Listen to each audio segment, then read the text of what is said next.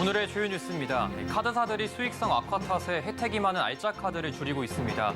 하지만 연회비가 높은 프리미엄 카드는 계속 내놓고 있어 소비자들의 불만이 쌓이고 있습니다. 중국인 단체 관광객 6커들의 한국 단체 관광 빗장이 풀렸습니다.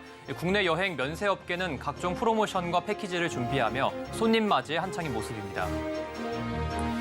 고카페인 에너지 드링크 진열대의 주의 문구를 표시하는 시범 사업에도 에너지 드링크는 여전히 인기를 끌고 있습니다. 식약처는 과도한 카페인 섭취로 인한 부작용을 꾸준히 강조하고 있습니다.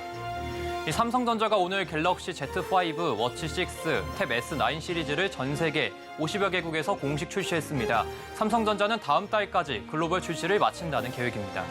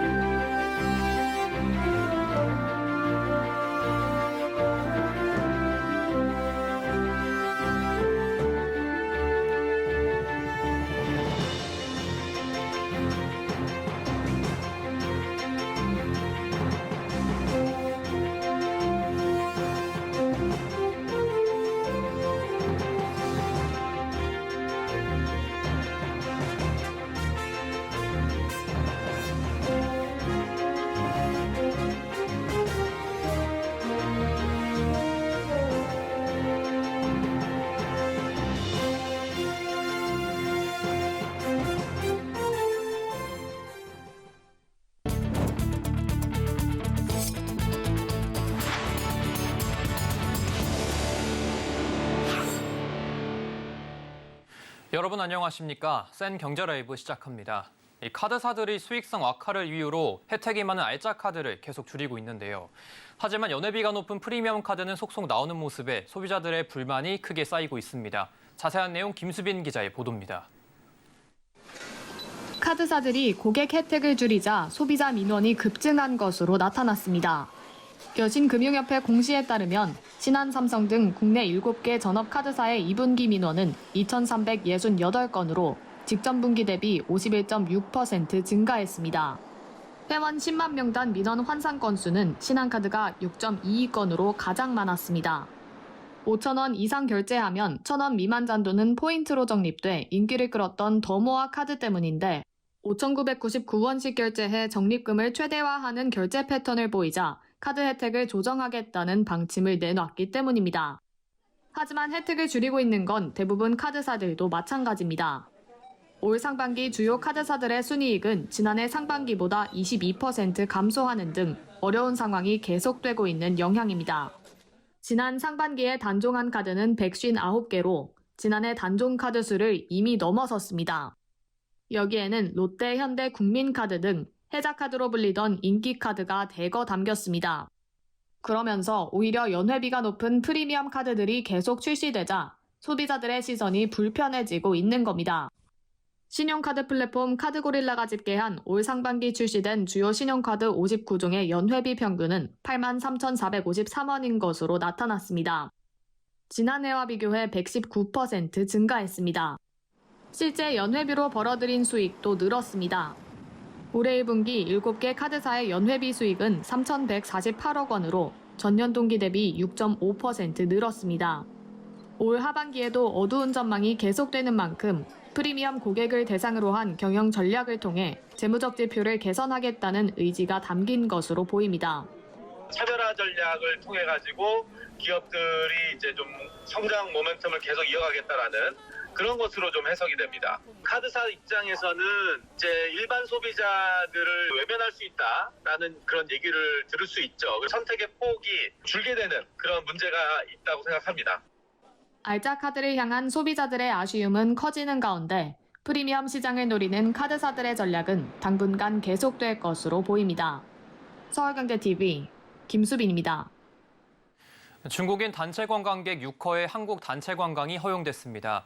엔데믹 이후 마지막 남은 과제로 꼽히던 중국인의 방한 단체 관광 빗장이 풀리면서 여행 면세업계는 6커 공략에 열을 올리고 있습니다. 이호진 기자입니다.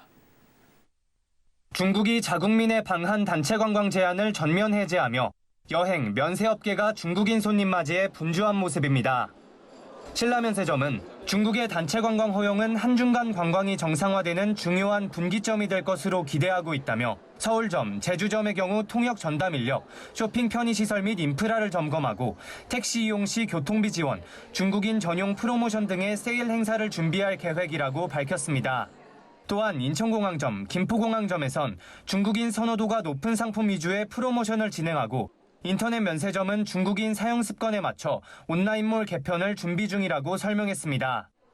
롯데면세점은 중국 북경과 상해 등 주요 도시에서 로드쇼 행사를 개최하는 등 현지 마케팅 활동을 강화하고 에이전트와 면세점 쇼핑 코스가 포함된 방한 관광 패키지 등을 개발하는 등 고객 유치에도 직접 나설 예정입니다.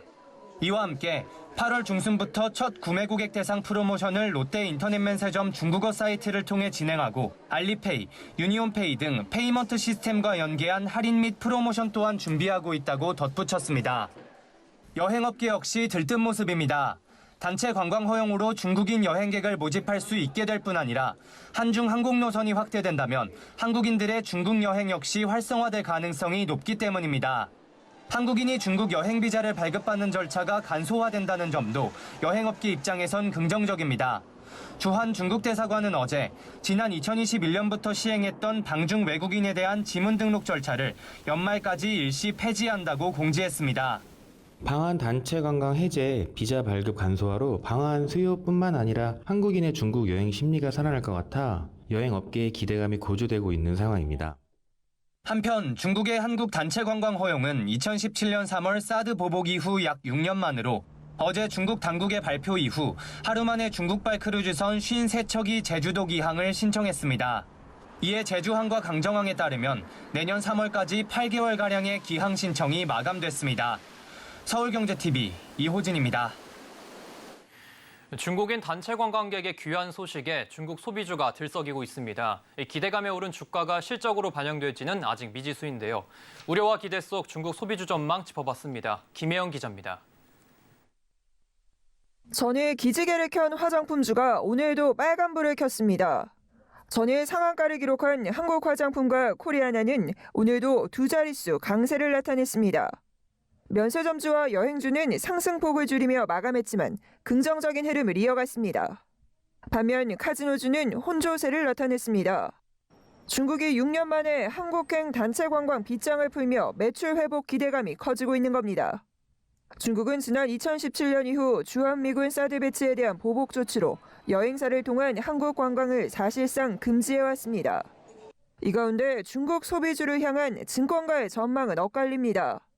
우선 저평가 매력과 중국의 최대 명절인 중추절과 국경절 연휴를 앞둔 기대감은 유효하다는 평가입니다.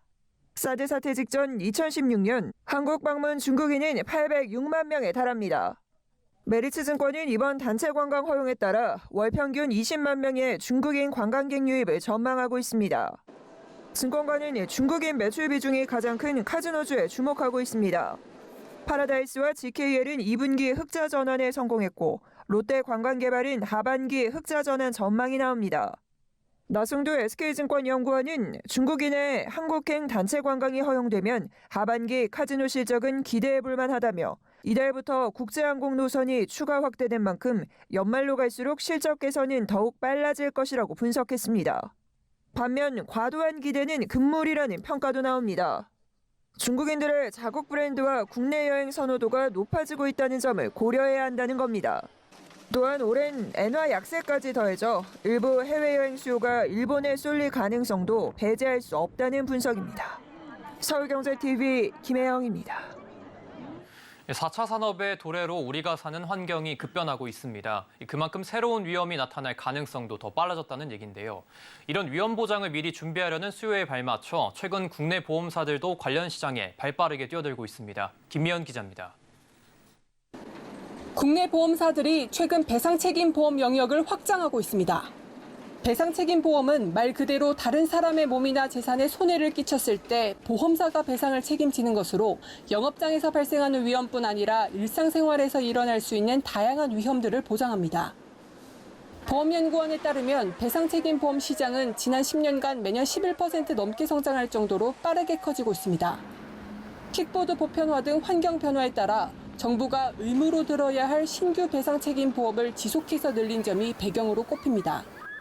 특히 4차 산업이 도래하며 플랫폼 같은 새로운 비즈니스 모델들이 크게 증가해 기존에 없던 위험이 계속 나타나고 있는 점은 시장 성장을 더욱 가속하게 할 요인입니다. 환경이 변화하면서 사람들의 인식도 내가 어떤 책임을 져야 되는 부분이거나 아니면은 내가 지불해야 될 수도 있는 그런 위험에 대해서 미리 준비를 해야 되겠다라는 인식도 달라지고 실제로 최근 KB손해보험은 드론 운항 중 발생할 수 있는 배상 책임을 집중적으로 보장해주는 상품을 내놨고 인카금융서비스는 콘텐츠를 제작하면서 생길 수 있는 법적 배상 책임을 보상하고 나섰습니다. 앞으로 기업들의 시장 진출이 더욱 활발해질 거로 예상되는 가운데 시장 수요에 맞춘 차별화된 경쟁력이 관건이 될 전망입니다. 서울경제TV 김미연입니다.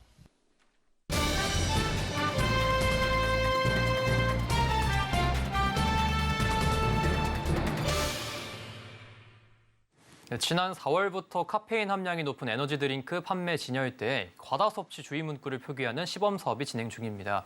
이 청소년들의 과도한 카페인 섭취를 줄이기 위한 취지지만 유해 요소를 알리는 것인 만큼 이 판매량 감소가 예상됐는데요.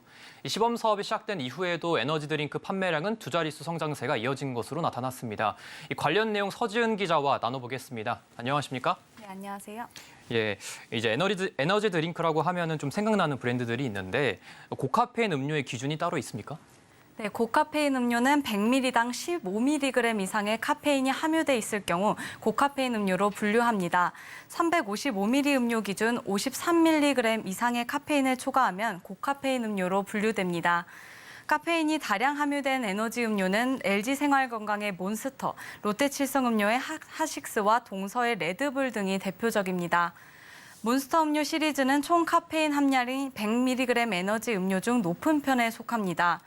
롯데칠성음료의 하식스는 86mg, 레드불의 경우 88.75mg입니다. 청소년 카페인이 최대 일일 섭취 권고량은 1kg당 2.5mg입니다. 60kg 청소년 기준 에너지 음료 2캔 이상을 마시면 최대 일일 섭취량을 넘기는 것입니다. 네, 중간고사랑 기말고사 이렇게 시험이 좀 잦은 청소년들이 이런 카페인 섭취가 좀 높을 것으로 보이고 있는데 청소년 카페인 섭취량이 지금 얼마나 됩니까? 네, 고카페인 음료를 3회 이상 섭취하는 청소년의 비율이 4년 사이에 4배 이상 증가한 것으로 나타났습니다. 식품의약품안전처에 따르면 중고등학생의 고카페인의 음료 주 3회 이상 섭취율이 2015년 3.3%에서 2017년 8%, 2019년에는 12.2%까지 높아졌습니다.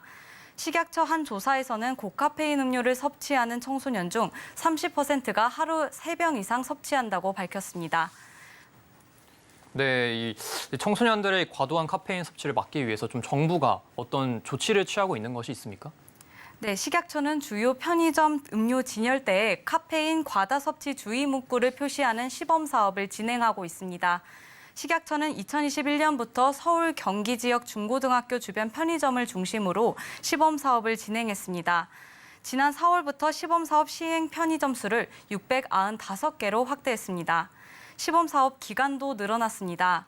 사업 기간은 기존의 4개월이었으나 올해는 시험 기간을 고려해 4월부터 6월, 9월부터 11월까지 6개월 동안 편의점의 고카페인 음료 진열대에 문구를 표시하게 됩니다.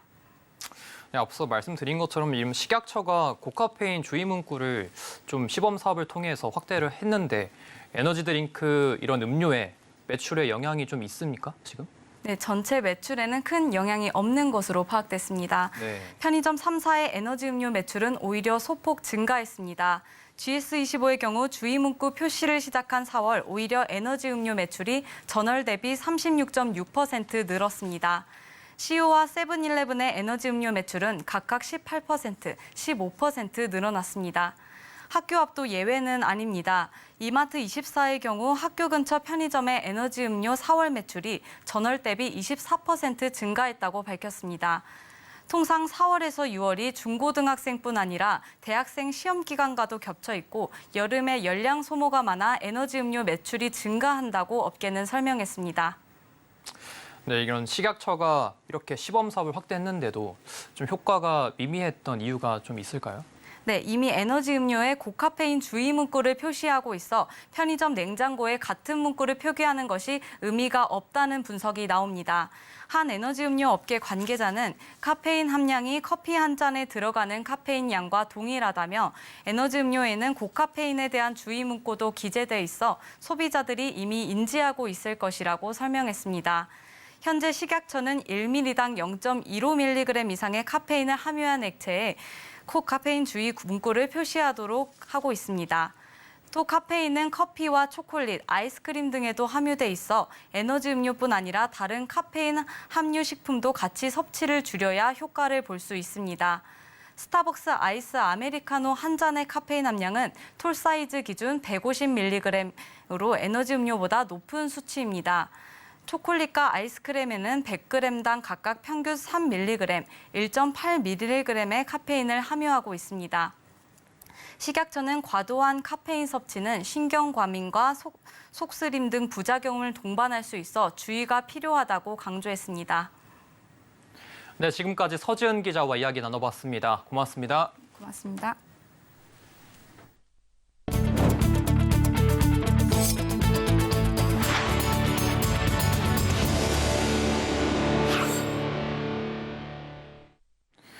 삼성전자가 오늘 갤럭시 G5, 워치 6, 탭 S9 시리즈를 전 세계에 공식 출시했습니다.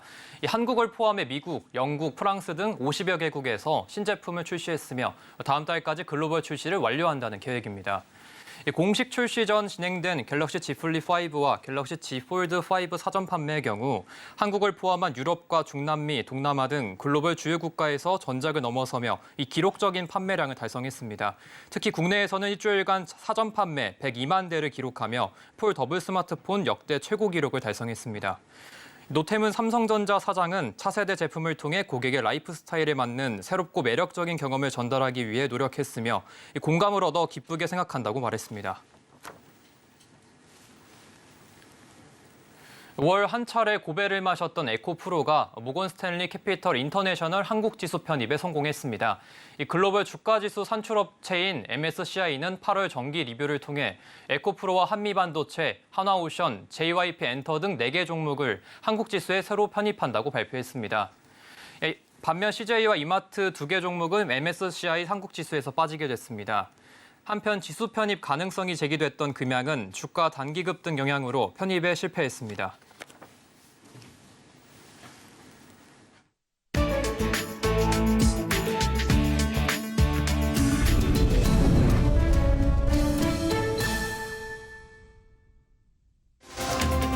안녕하세요. 글로벌 워치입니다. 하와이 마우이 섬에 화마가 덮치면서 아름다운 섬이 잿더미로 변했습니다. 새까맣게 그을린 마우이 섬 일대 해변가 마을. 하늘과 바다만 무심하게 푸른색을 띠고 해변가 마을 일대 호텔 대부분이 전소됐습니다. 이른 새벽부터 발생한 산불이 사흘째 이어지고 있는 건데요. 올해 유난히 건조한 기후에 산불이 강풍을 타고 확산하면서 피해가 커지고 있습니다. 현재까지 발생한 사망자만 최소 50명이 넘었고 앞으로 인명피해가 더 늘어날 수 있습니다. 조 바이든 미국 대통령은 하와이를 재난지역으로 선포하고 긴급 지원을 지시한 상태입니다. 주 호놀룰루 영사관 측은 체류국민 피해 현황을 파악하고 한인 관광객들의 출국을 지원할 예정입니다. 이번 여자 월드컵 개최국인 호주에서 코알라가 문어 대신 승부 예측에 나섰습니다. 외나무 다리를 종종 건너 프랑스가 아닌 호주로 향하는 코알라. 여자 월드컵 승자 예측에 나선 코알라 마틸다입니다. 코알라는 보통 하루 20시간 넘게 잠을 자는데요. 깨어있는 동안에도 오롯이 유칼립투스를 먹는 데에만 집중하는 것으로 알려져 있죠. 그런데 호주에서 승부를 예측하는 막중한 임무를 부여받았습니다. 지난 8일 열린 호주와 덴마크전에서도 마틸다의 예측대로 호주가 덴마크를 2대0으로 꺾고 8강에 진출했는데요. 내일 펼쳐질 호주와 프랑스의 8강전에서도 마틸다의 예측대로 호주가 승리할 수 있을지 관심이 모아지고 있습니다. 이스라엘에서 부상을 회복한 푸른 바다 거북이 야생으로 돌아가는 모습입니다. 사람들의 환호 속에 거북이가 천천히 바다를 향해 나아갑니다. 몸무게가 100kg에 달하는 몸집이 큰 거북인데요. 이 푸른 바다 거북은 지난 겨울 폭풍이 몰아치면서 심하게 부상을 입은 상태로 인근 바다에서 발견됐습니다. 거북이는 이스라엘 바다거북 구조센터로 이송돼 지금까지 부상과 재활 치료를 받아왔는데요. 이제 모래사장을 지나 다시 야생으로 돌아가는 거북이. 구조팀은 거북이가 무사히 회복해 자연으로 돌려보낼 수 있어 기쁘다고 전했습니다. 남미 아르헨티나에서 미성년자에 의한 살인사건 논란이 불거지면서 전국적으로 공분이 일고 있습니다. 부에노스아이레스에서 11살 소녀가 오토바이를 탄 괴한들의 공격을 받았습니다. 이들은 등교하던 어린 학생의 가방을 노리고 달려들었는데요.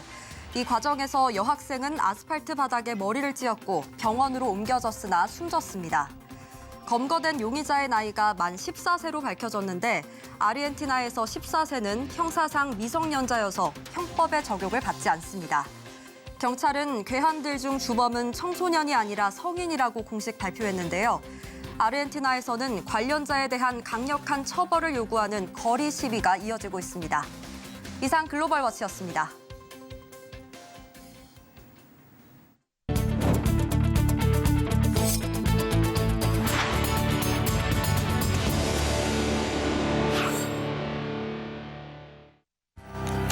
미국과 이란이 양국 수감자를 석방하고 수년간 한국에 동결된 이란 자금 약 8조 원을 해제하는 데 합의했습니다. 이란 외교부는 이와 관련된 지속적인 약속을 미국으로부터 보장받았다고 밝혔습니다.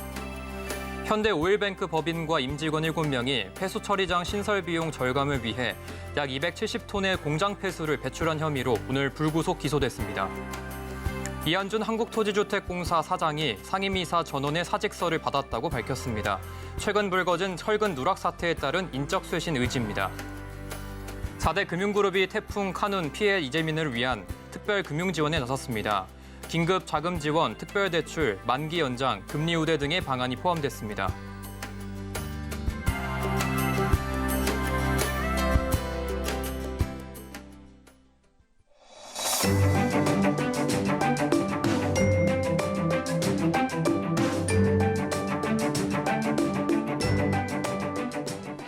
안녕하세요. K웨더 라이프스타일 예보 박유라입니다. 강한 비바람을 몰고 왔던 태풍 카눈은 오늘 새벽 열대 저압부로 약화됐는데요.